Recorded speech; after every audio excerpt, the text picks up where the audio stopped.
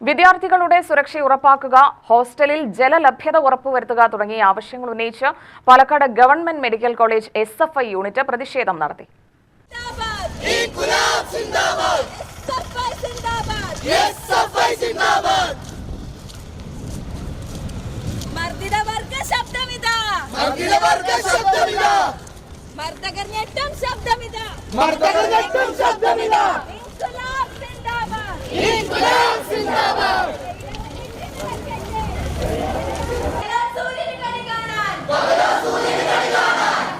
ജില്ലാ കമ്മിറ്റി അംഗവും medical college unit സെക്രട്ടറിയുമായ ഭുവനേഷ് ധർണ ഉദ്ഘാടനം ചെയ്തു.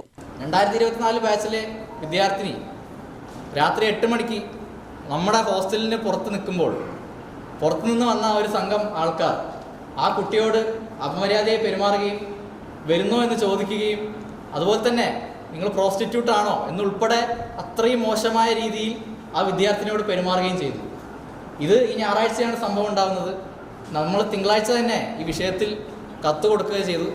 കത്തിൽ നമ്മൾ ആവശ്യപ്പെട്ടത് നമ്മുടെ ക്യാമ്പസിലെ ഓവറോൾ സെക്യൂരിറ്റി, അതായത് സെക്യൂരിറ്റി സ്റ്റാഫിൻ്റെ എണ്ണം വർദ്ധിപ്പിക്കണം, നമ്മുടെ ക്യാമ്പസിൽ CCTV ക്യാമറകൾ സ്ഥാപിക്കണം, നമ്മുടെ ക്യാമ്പസിൽ കാര്യക്ഷമമായ ഒരു പോലീസ് ഹെഡ് പോസ്റ്റ് സ്ഥാപിക്കണം, നമ്മുടെ ക്യാമ്പസും അതുപോലെ തന്നെ നമ്മുടെ ലിവിങ് ഏരിയയും ഹോസ്പിറ്റൽ ബ്ലോക്കും തമ്മിൽ ഒരു സെപ്പറേഷൻ ഉണ്ടാക്കാനുള്ള നടപടികൾ സ്വീകരിക്കണം എന്നീ ആവശ്യങ്ങളുമായിട്ടാണ് നമ്മൾ തിങ്കളാഴ്ച കത്ത് കൊടുത്തത്.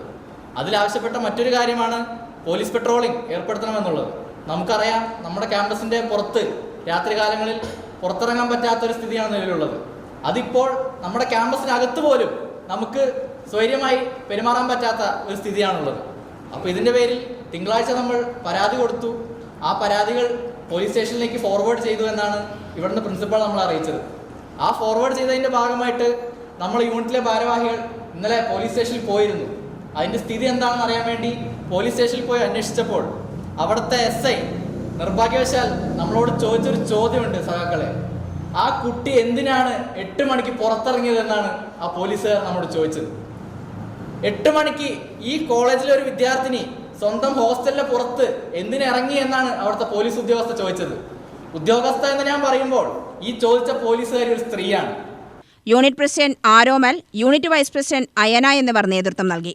കോളേജിൽ CCTV സ്ഥാപിക്കണമെന്നും വിദ്യാർത്ഥികൾ ആവശ്യപ്പെട്ടു. UTV news, Palakkad.